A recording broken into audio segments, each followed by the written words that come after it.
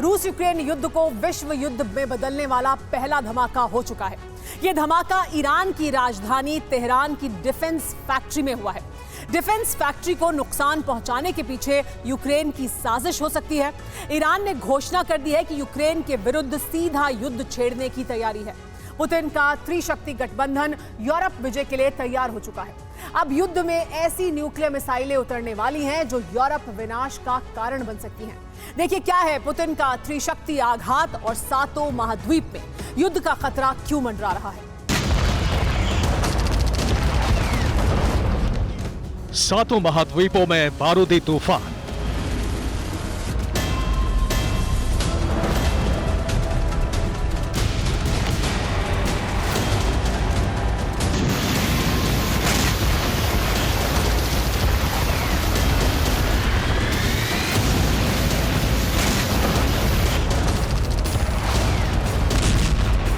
दूसरे विश्व युद्ध से भी बड़ा विनाशक संग्राम।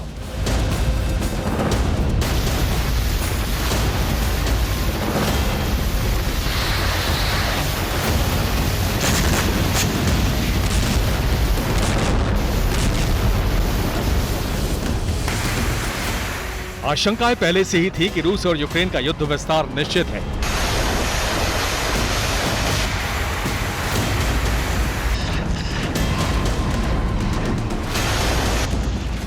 अब इसके प्रमाण भी मिलने लगे हैं कि युद्ध की आग एशिया, दक्षिण पश्चिम एशिया से अमेरिका तक फैलने लगी है और ये आग ही दूसरे विश्व युद्ध से भी बड़े विनाश का कारण बन सकती है।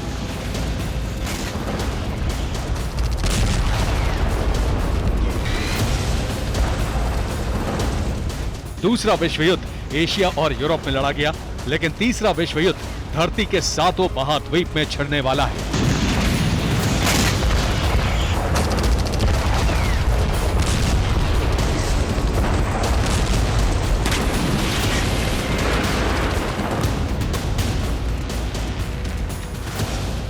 इसका कारण बन सकता है ईरान की राजधानी तेहरान के आसमान पर नजर आता ये काला धुआं।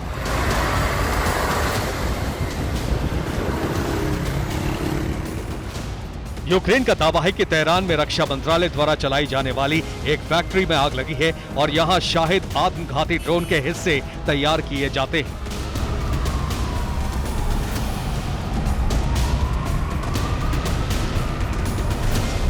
हालांकि ईरान ने कहा है कि तेहरान में कोई डिफेंस फैक्ट्री नहीं है, लेकिन इजरायली मीडिया ने भी इस बात की पुष्टि की है कि तेहरान की जिस फैक्ट्री में आग लगी वो रक्षा मंत्रालय की है।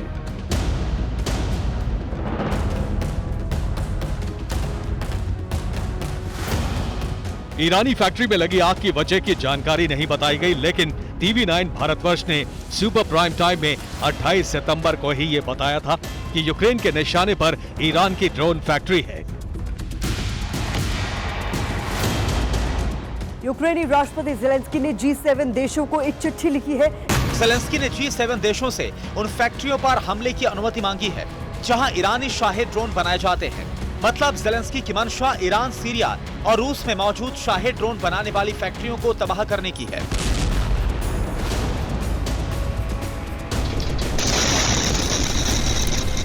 अट्ठाईस सितंबर को सुपर प्राइम टाइम ने यह रिपोर्ट दिखाई और 29 सितंबर को तेहरान की डिफेंस फैक्ट्री में आग लग गई।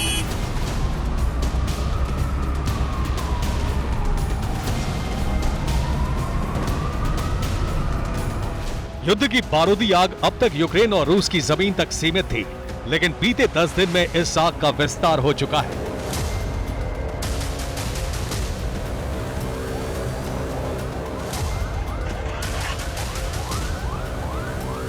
छब्बीस सितंबर को रूस ने ओडेसा पोर्ट पर हमला किया और रोमानिया की जमीन बारूद से धधक उठी। 27 सितंबर को उज्बेकिस्तान की राजधानी ताशकंद में बड़ा धमाका हुआ, करीब 200 लोग घायल हो गए। धमाके के पीछे यूक्रेनी सीक्रेट सर्विस का हाथ होने की आशंका जताई गई।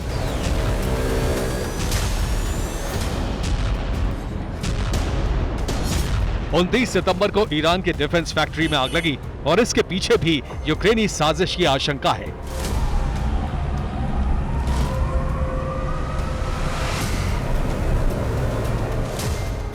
क्योंकि यूक्रेन पर ईरानी कामिकाज़े ड्रोन से ही हमले हो रहे हैं, लेकिन जैसे जैसे यूक्रेन रूस के साथियों को टारगेट करने की कोशिश कर रहा है, वैसे वैसे ये जंग महाविनाश की तरफ बढ़ रही है।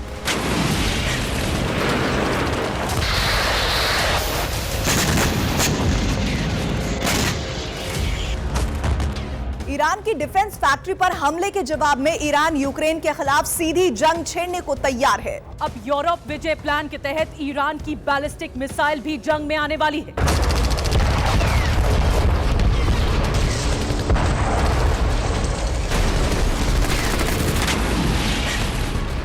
अमेरिका के ISW यानी institute of study of war की रिपोर्ट है कि ईरान जल्द ही रूस को बैलिस्टिक न्यूक्लियर मिसाइल ट्रांसफर कर सकता है।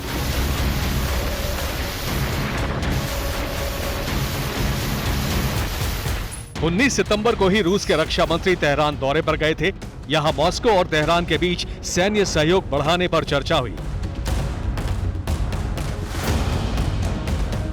खबर है कि इसी हफ्ते रूस ईरान का मिसाइल समझौता हो सकता है।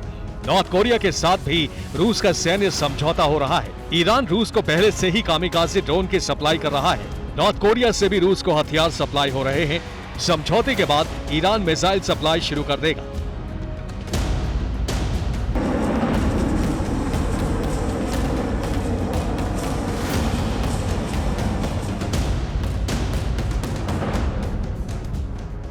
नॉर्थ कोरिया भी रूस को क्रूज और बैलिस्टिक मिसाइल सप्लाई शुरू कर सकता है। ईरान पर संयुक्त राष्ट्र ने मिसाइल और मिसाइल तकनीक ट्रांसफर करने पर प्रतिबंध लगा रखा है।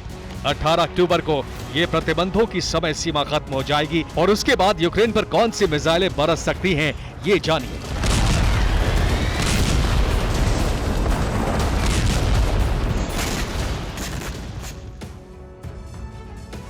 मिसाइल समझौते के बाद ईरान रूस को पहली मिसाइल दे सकता है। फतह 110 ये एक शॉर्ट रेंज बैलिस्टिक मिसाइल है। इसकी रेंज 300 किलोमीटर से ज्यादा है। मिसाइल की रफ्तार है 4900 किलोमीटर प्रति घंटा। ईरान से रूस को दूसरी मिसाइल मिलेगी जुल्फिकार। ये भी SRBM यानी शॉर्ट रेंज बैलिस्टिक मिसाइल है। इसकी मारक क्षमता 700 किलोमीटर तक है। इसकी क्रूज स्पीड 9250 किलोमीटर प्रति घंटा है। नॉर्थ कोरिया से भी रूस सैन्य समझौता कर रहा है और किम जोंग रूस को हावसल 1 मिसाइल दे सकता है। ये एक क्रूज मिसाइल है, धरती के बहुत करीब उड़ती है। इसकी मारक क्षमता 1500 किलोमीटर तक है। इसकी रफ्तार 4500 किलोमीटर प्रति घंटा तक है। रूस को नॉर्थ कोरिया से मिलने वाली दूसरी एडवांस्ड मिसाइल हो सकती है हावसल 2। ये भी एक क्रूज मिसाइल है। इस मिसाइल की रेंज 2000 किलोमीटर तक है। मिसाइल की रफ्तार 5000 किलोमीटर प्रति घंटा है।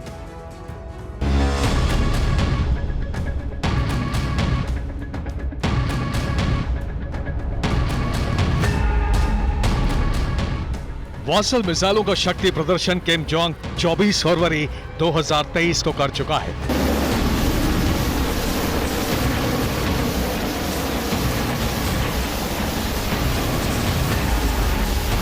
अब सतह के बहुत नजदीक उड़ने वाली ये मिसाइलें यूक्रेन का विनाश बन सकती हैं।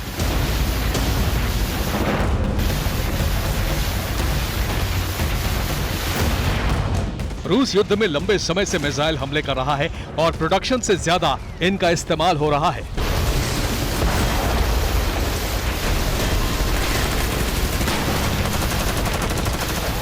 अब युद्ध के मैदान में मिसाइलों का नया जखीरा आने से रूस की ताकत बढ़ेगी।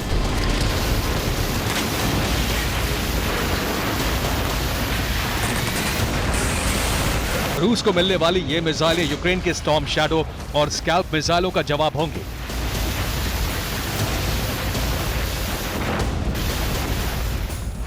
ईरान और नॉर्थ कोरिया की मिसाइलें रूस पहुंचने वाली हैं और ईरान ने खुलेआम अमेरिका को चुनौती देनी शुरू कर दी है।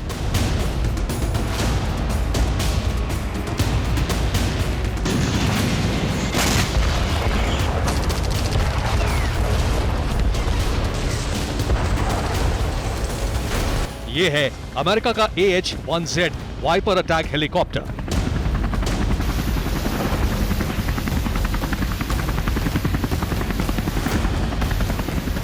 रूस ने अमेरिका के इस हेलीकॉप्टर को अरब की खाड़ी में घेर लिया।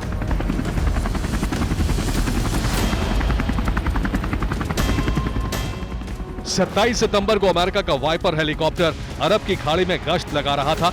अमेरिकी हेलीकॉप्टर अंतर्राष्ट्रीय वायु क्षेत्र में था। अमेरिका के मुताबिक ईरानी नौसेना ने हेलीकॉप्टर पर लेजर लाइट चमकाई। हेलीकॉप्टर की उड़ान को बाधित करने की कोशिश की गई।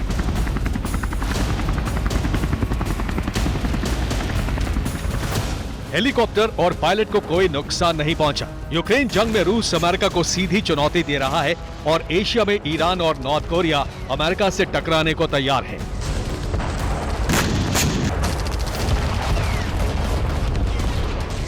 यानी अमेरिकी खेमे को घेरने का बंदोबस्त हो चुका है।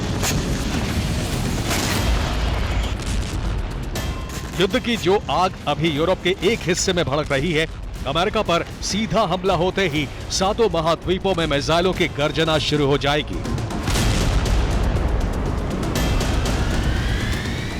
Bureau report, TV9 Bharatvarsh.